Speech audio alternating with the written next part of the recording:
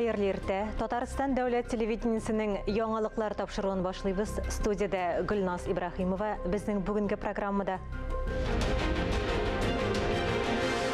Илдар абый бүләге Чаллы шәһәрендә халык шагыйре Илдар Юзеев исемендәге әдәби-иҗтимагый премияләр тапшыру тантанасы үткәрелде. Аңа кемнәр лаек? Тукайны зурлау Казандагы 208-нче балалар бакчасы һәр елны бөек шагыйрьнең туган көненә багышлап спектакль сәхнәләштерә. Сабан туен көткәндә арбаны кыштан хәстәрләүчеләр арасында төрле буын вәкилләренең күп булуы ачыкланды. Буадагы гадәти булмаган чарадан безнең репортаж.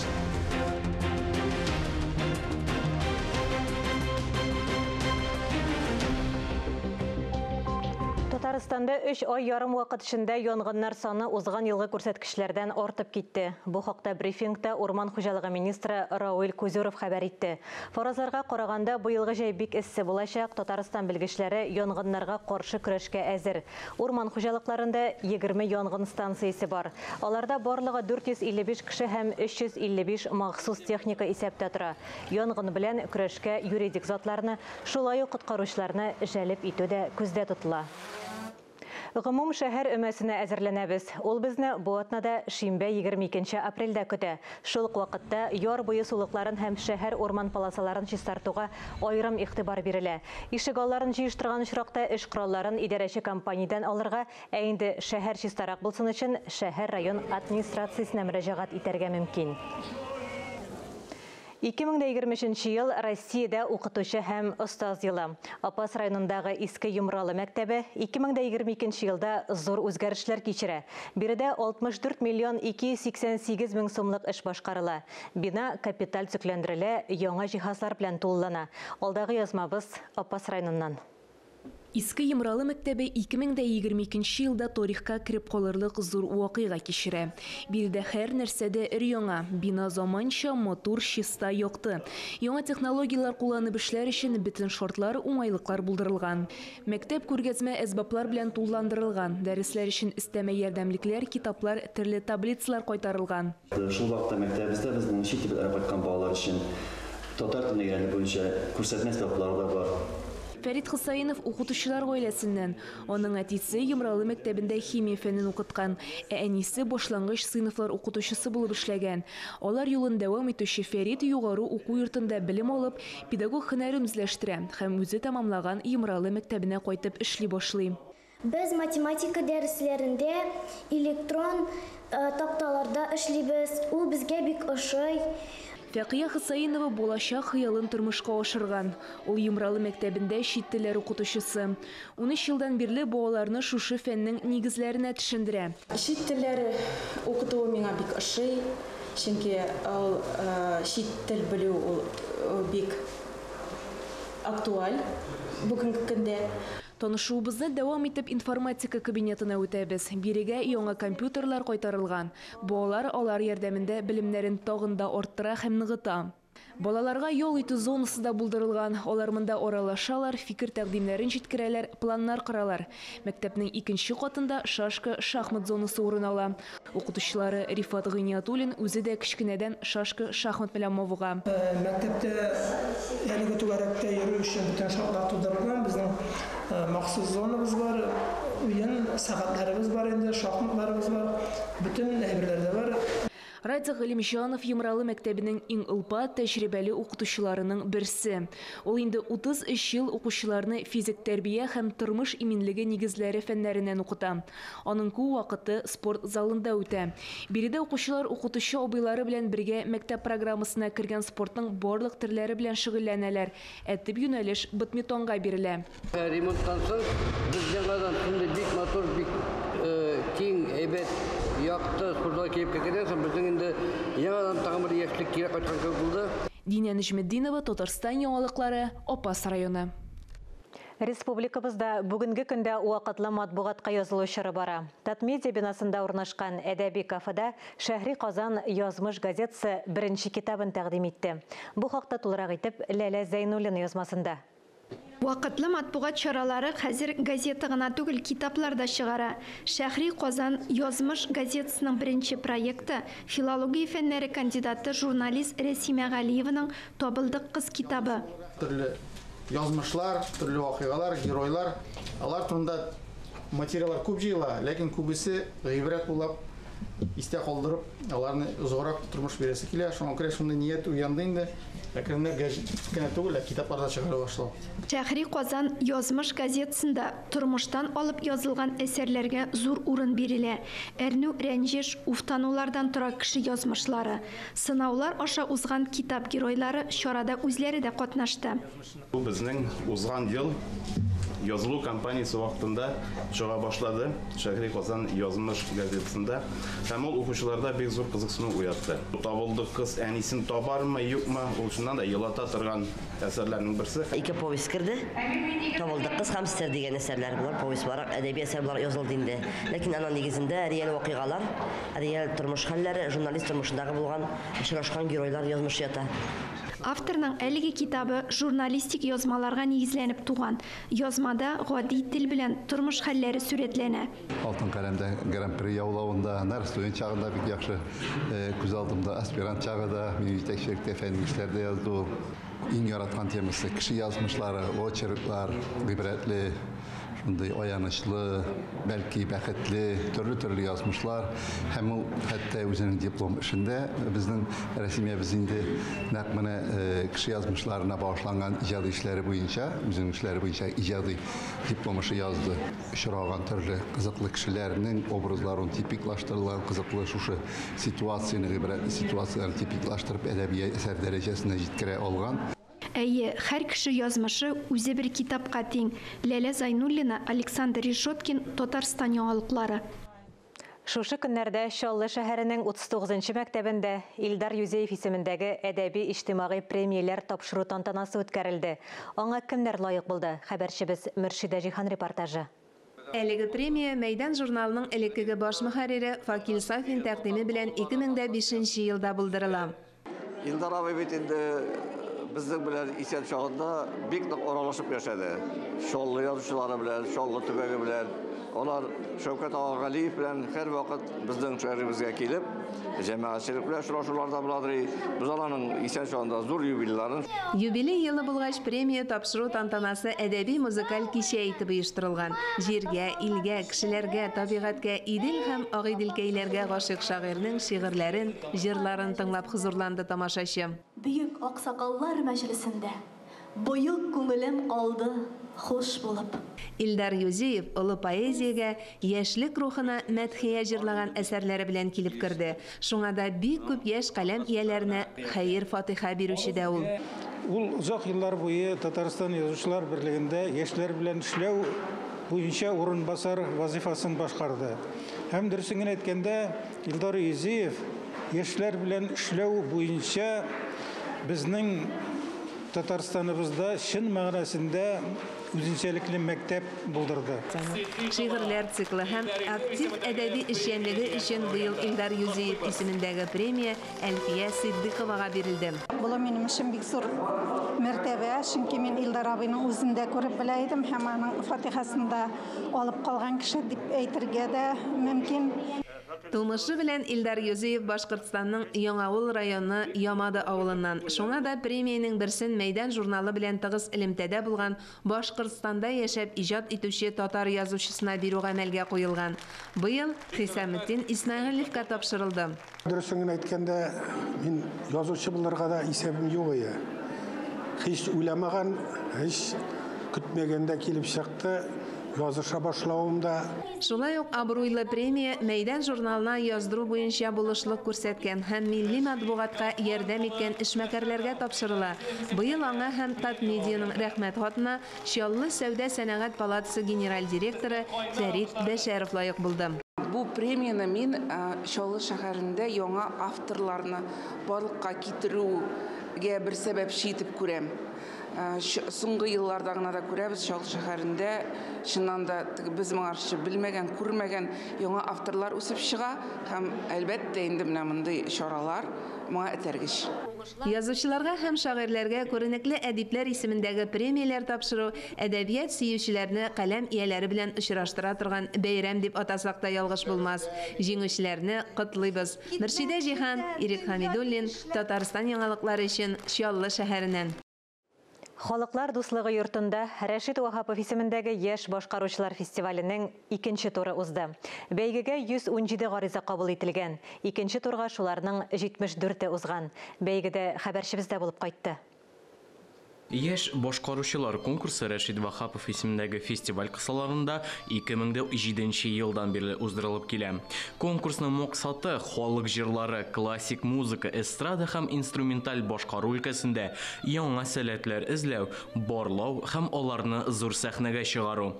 Төрле елларда фестивальдә татар җырчылары белән бергә башка милләт вәкилләре дә катнашты.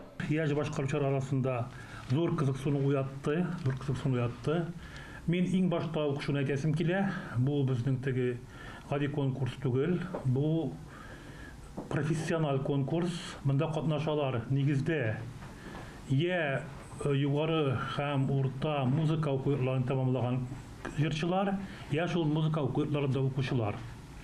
Шулай халыклар дуслыгы йортында матбугат очрашуы да узды. Анда лауреатлар 16 май көне Рәшит Вахапов һәйкәле янында игълан ителәчәк. Премияләрне тапшыру тантанасы соңрак булуы турында әйтелде. Фестивальны Татарстан рәисе ярдәме белән Татарстан Республикасы Мәдәният министрлыгы һәм Татарстан Республикасының Рәшит Вахапов исемендәге Иҗтимагый татар мәдәнияте фонды оештыра. Искәндәр Гаймалдинов, Альберт Сафиуллин, Татарстан яулыклары. Рамазан айы дәвамында республикабызның бик күп мәчетләрендә көн сайын авыз ачу мәҗлесләре үткәрелде. Шәһәбетдин Мәрҗани исемендәге 1нче таш мәчеттә дә көн сайын ифтарлар уза. Берсен хәбәрчебез Мөршидә Җиһан да күреп кайтты. Ярыймы сезләр менә дәресләр алырга, өйрәнергә? Әлеге ифтар Рамазан айының фазиләтләрен аңлату мәчет белән таныштырудан башланып китте. Мәчетнең имам хатибы Мансур хәзрәт Җәләлетдинов кунакларга мәчет музеен, китапханәсен күрсәтте. Ифтар залында дәвам иткән очрашу барышында вәгазь, мөнәҗәтләр дә яңгырады.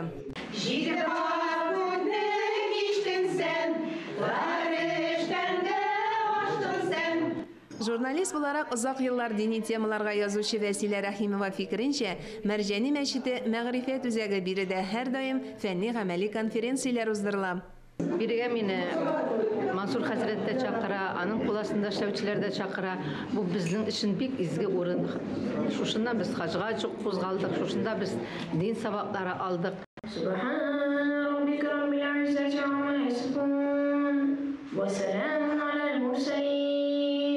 Чакырылучылар арасында ифтар мәгънәсен аңлап бетермәүчеләр дә бар иде. Шуңа да Мансур хәзрәт мәҗлисне сорау-җавап рәвешендә алып барды. Кунакларга да сүз бирелде. Безнең Татарстаныбызда без толерант республикада яшибез. Безгә һәр милләт үзенең телендә җырлый ала, сөйли ала, сөйләшә ала, үзенең динендә укый ала һәм бөтен нәрсәне эшләргә мөмкинлекләр дә бар. Әлбәттә, бу безнең рәисебез шушындый хөрмәтле кеше. Ул безнең белән, халык белән бергә бер юнәлештә бара һәм безнең тырышканлыгыбыз бар, безнең шушындый рәисебез бар. Киләчәктә Мәрҗани мәчетендә гаилә ифтары үткәрү тәкъдиме кертелде. Менә бүген көндә үзегез күрдегез, салам биргән шөкер, ханым кызларыбыз да бик канәгать. Бу безнең иншалла, менә бүген уйладык традициягә кереп. Һәр Рамазан ай Аллаһ Тәгалә насыйп итсен күрергә Рамазан шәриф айларының киләсе елга да шундый ифтар мәҗлесләрен үткәрергә бергә насыйп итсен. Рамазан айында Аллаһ Тәгалә безгә зур мөмкинлекләр бирә. Ифтарлар аша динебезнең әхлагын җиткерергә дә күркәм мөмкинлек тудырыла. Мөршидә Җиһан, Татарстан яңалыклары. Эфирда яңалыклар программасы дәвам итәбез. Республикабыз районнарында Сабан туйга әзерлекләр башланды. Буа районында арбаны кыштан хәсерләүчеләр арасында иң кызыгы әзерлек эшендә төрле буын вәкилләре катнаша. Милли бизәкләр төшерелгән сөлгеләр, алъяпкычлар, калфаклар ясау буенча мастер-класслар да уза. Гасырлар дәвамында сакланып килгән бәйрәм йолалары безгә бик кадерле диялар. Әниләребез, әбиләребез менә шиккәннәр, Сабан туйга әзерләгәннәр. Милли бәйрәмгә берничә көн кала әнә шул шигелгән кул эшләре, бүләк җыю йоласы башкарылган. Тумышы белән Башкортстан якларыннан булган Минзилә Фәткулова бу күркәм гореф-гадәт турында әнисе сөйләүләре буенча белә. Бүген үзе Сабан туена дип алъяпкычлар, сөлгеләр чигә. Бірні генә шигәргә дип уйлыйм, берничәне әзерләргә кирәк. Аның өчен вакыт монда әзәйә, апрель-май монда бик вакыт калды. Хезмәт бәйрәменә әзерлекне тизләтер өчен кул эшләре буенча мастер-классларда үткәрә Минзилә ханым. Калфак ясау, шамаилләр чигү, буларга ул теләге булган һәр кемне өйрәтергә әзер.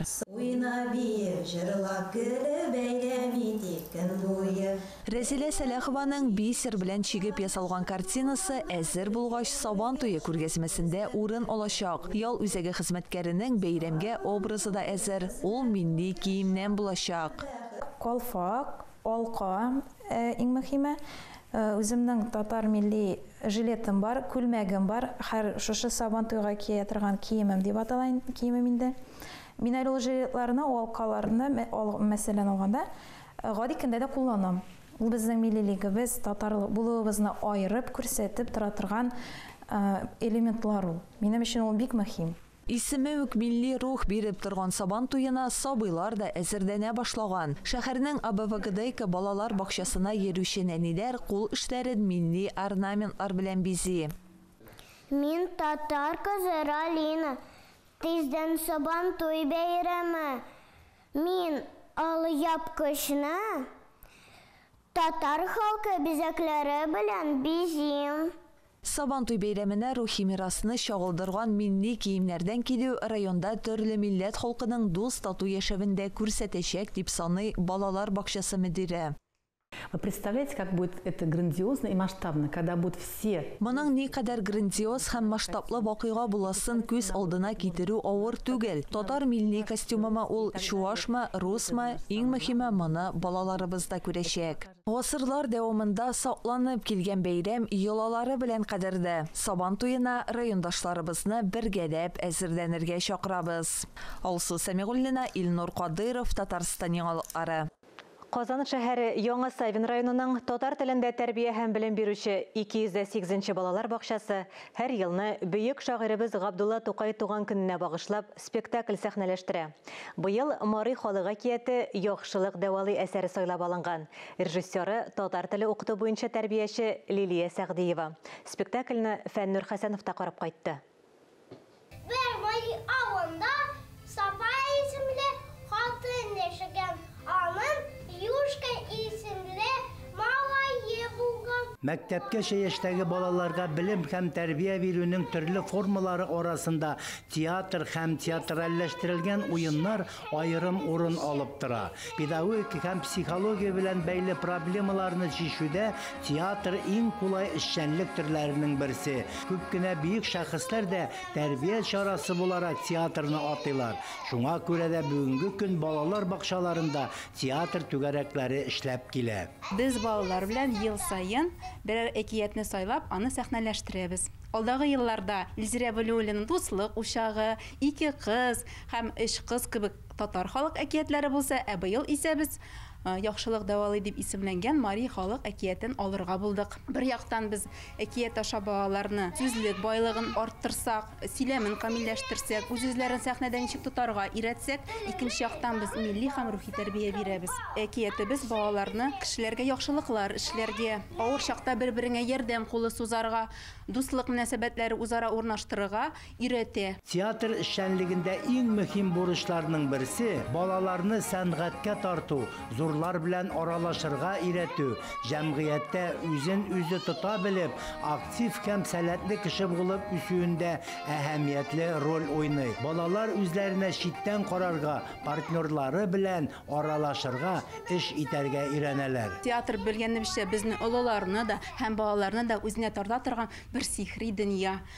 Шуңа күрә балалар аны уен буларак кабул итәләр. Шуңа да бу балаларга татар телен өйрәтүдә һәм тәрбия бирүдә театр иң уңышлы һәм нәтиҗәле алымнарның берсе булып тора. Киләчәктә дә балалар үз милләте өчен җан атучы, үз туган телен, халкының гырыф гадәтләрен һәм йолаларын белүче һәм хөрмәт итүче, кешелекле, мәрхәмәтле, ватанпәрвәр кешеләр булып үсүләренә ышанып калам. Халыкка дәрсе гыйбрәттер театр, күңелдә йоклаган дәртне уятыр. Театр яктылыкка, нурга илтә, кире юлга җибәрми, уңга илтә. Дөрес, киләчәктә театр белән шөгыльләнгән һәр балада артист була дигән сүз түгел, ләкин аларның күңелендә гомер буена бары тик матур хатирәләр генә калачак. Фәннур Хәсәнов, Альберт Сафиуллин, Татарстан яңалыклары. Яңалыклар чыгарылышын күркәм эшләр эзеннән сәхифәсе белән дәвам иттерәбез. Бу юлы сүзебез Левченко бистәсендә яшәүче Рәимовлар гаиләсе турында. Алар белән очрашканнан соң шәхесне тәрбияләүдә спортның роле никадәр зур булуы хакында тагын бер кат уйланасың. Сүз Ания Гыйбадуллинага. Отлично. Раимова входит в зону, бросает и забивает 3-0. Айгуль Раимова. Алкышларга лайык бүгенге героебыз Айгөл Раимова. Кичкенәдән хоккей белән шөгыльләнә. Казанның форвард командасы уенчысы. Спортка аны әтисе алып килгән. Актив, максатчан һәм көчле булырга өйрәтүче дә Сирин абый. Мені мактап тактасы бар мында, укучыларның мәктәп симында булырсың. И шулай килеп тә чыкты. 9 ел буе мактап тактасында эленеп торды. Ишенсе булды, молодец. Сирин абыйның янәшәсендә бара торган улы да спортчы. Үсмер чагында ул Саранскига китеп, спорт мәктәбендә укыган. Футболист. Спортка мәхәббәтне үз үрнәгендә күрсәткән, балаларын да кичкенәдән үк актив яшәү рәвешенә өйрәткән. Барлык әтиләр дә шундый булсын иде. Мин бер тренировкага калдырмыйдым, бергә бара идек, бергә кайта идек. Ул безнең спорт нәселдән килгән кебек инде. Минем әти бик ветеран войны, ул сугыш ветераны. Электән мине үзе сөйләп спортка этәрде әти. Бик яратайды спортны. Мені 71-нче елларда Канада белән хоккей уйныйлар иде. Без тәңге 2-3 хәл әти белән утыра идек хоккей карап. Мәтәмәти мин дә хоккейст булам. Ну, шундый ни бар иде инде. Да, булманың өчен күп эшләргә кирәк дигән иде. Күп чабырга кирәк иде. Аларны үгетләргә туры килде. Юк, бернинди ни булмады, үзләре теләделәр. Анысы инде ни сумкасы, баланың анда киемнәре, конькилары күтәреп бара алмый ул никак. Әнисе эштә, мин командировкада, ул өстерәп бара, карыстыннан өстерәп бара, өстерәп кайта үзе. Менә бу инде минем хоккей формалары инде, истәлекле формалар да бар инде. Бу Татарстан өчен уйнаган идем. 2016-17, 15 елларда булган инде. Менә бу хәзерге форма форвард команда өчен уйнам, Казан командасы. Кичкенә вакыттан ук үземне шулай өйрәттем. Менә бөтен җирдә илгерәм дидем.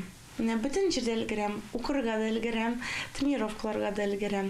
Мин үземне шундый дисциплинированный булып, ничек инде ясадым үземне шулай. Укуда, спортта, эштә уңышларга ирешү сере, гаиләдә үзара ышаныч, тынычлык һәм җылылык булу. Монда иң зур рольне, әлбәттә, әни кеше уйный. Мин балаларым белән горурланам. Алар мине бик хөрмәт итәләр. Әни дип кенә торалар. Хәлләрең ничек? Әни ничек йокладың? Ничек тордың? Хәлләрең ничек?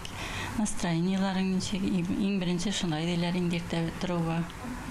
Һәр кемнең үз яраткан шөгыле, инде яратып торган кешеләре булганда, дөнья түгәрәк тоела. Спорт белән шөгыльләнгәч, тәндә сәламәт. Бу спорт тарихында иң сөенечлесе Сирин абый белән Фәһимә апа тәрбияләгән спортчылар үзләре дә хәзер кечерәк буынны өйрәтә. Бу мәктәптә инде минем эш урыным. Мин монда һәр көн 5-6 дәрес үткәрәм. Балалар белән эшләргә кыен, ләкин күңелгә бик рәхәт. Бик ошый аларга. Алар теләп киләләр инде. Да. Звонителер, әтәсе, звонителер. Әтәләр качан тренировка безнең була, шулай әтәбез киләләр бөтенесе. Күп кеше. Балаларга спорт мәйданчыклары күбрәк кирәк иде дип уйлыйм инде мин. Туплар сырыйлар, уйнарга, дуслар белән күрешергә, инде төрле класслардан җыелышып уйныйлар инде. Алар үзләре мөрәҗәгать итәләр инде. Әйе. Кім біле, бу балалар арасында да футболистлар, хоккеистлар, бәлки галимнәр, күренекле җитәкчеләр чыгар. Иң мөһиме, җәмгыятькә файда китерүче, бәхетле кешеләр булып үссеннәр. Канатларын сындырмыйк, кайгырту һәм ярату әнә нинди күркәм нәтиҗәләр бирә икән бит. Ания Гыйбадуллина, Айрат Мөхәммәтханов, Татарстан яңалыклары. Хөрмәтле телевизор караучылар, бүгенге яңалыклар чыгарылышы тәмам. Берничә минуттан эфирыбызны хәерле көн Татарстан тапшыруы дәвам иттерә. Бүген изге Рамазан аеның 28нче көне. Авыз ачу 18 сәгать 57 минутта. Без яңалыклар иҗат төркеме бүгенгә саубуллашабыз. Үзегезне һәм якыннарыгызны саклагыз, исән, имин булыгыз.